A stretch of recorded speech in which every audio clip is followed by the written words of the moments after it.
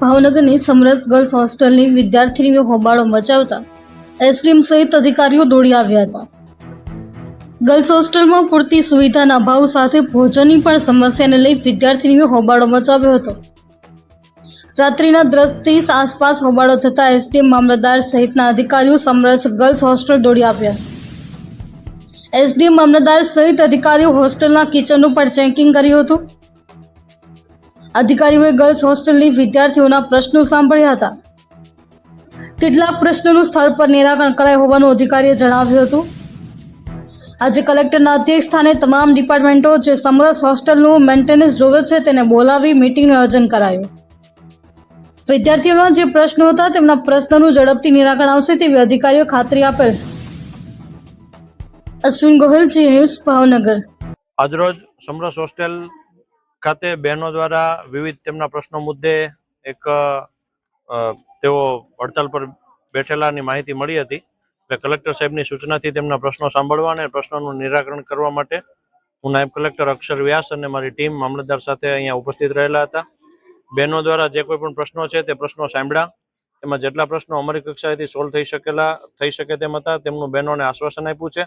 ઉપરાંત જે નીતિગત વિષયો છે અને અન્ય પ્રશ્નો છે તેની માટે માન્ય કલેક્ટર સાહેબના અધ્યક્ષસ્થાને વિવિધ સ્ટેક હોલ્ડર્સ છે એ સ્ટેક હોલ્ડર્સની આવતીકાલે એક મિટિંગ કરીશું અને મિટિંગમાં દરેકને કલેક્ટર સાહેબ દ્વારા યોગ્ય સૂચના આપશે અને એમના પ્રશ્નોનું ઝડપથી નિરાકરણ આવે તે પ્રયત્નો તંત્ર દ્વારા કરવામાં આવશે.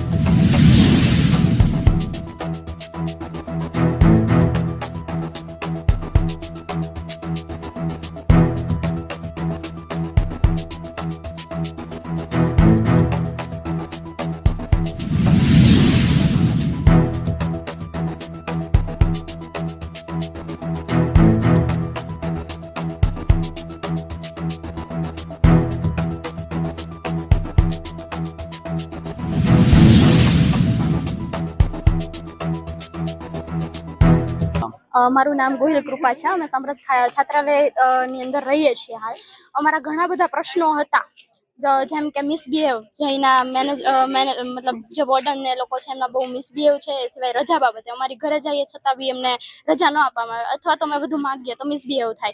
એ સિવાય જમવાનો મેઇન તો કે એમાં ઘણી બધી જીવાત વગેરે નીકળે છે એવું બધું. એના માટે અમે કલેક્ટરશ્રીને બોલાવવાની માંગ કરી હતી, તો એ તો અત્યારે હાજર નહોતા, એના લીધે ન આવી શક્યા. એની નીચેના અધિકારીને એમને મોકલ્યા અને આવ્યા અને એમને અમારા પ્રશ્નો સાંભળ્યા અને એમાંથી ઘણા ખરા પ્રશ્નોના નિવારણ માટેનું એમને અત્યારે કહ્યું છે. અત્યારે કોઈ કર્યા નથી, એમને સમય માંગ્યો છે. હવે અમે રાહ જોઈએ છીએ એ સમયની અંદર એ પૂરું કરે છે કે નહીં. અધરવાઇઝ અમે પાછું આજ જે શરૂ હતું એ જે શરૂ રાખશું.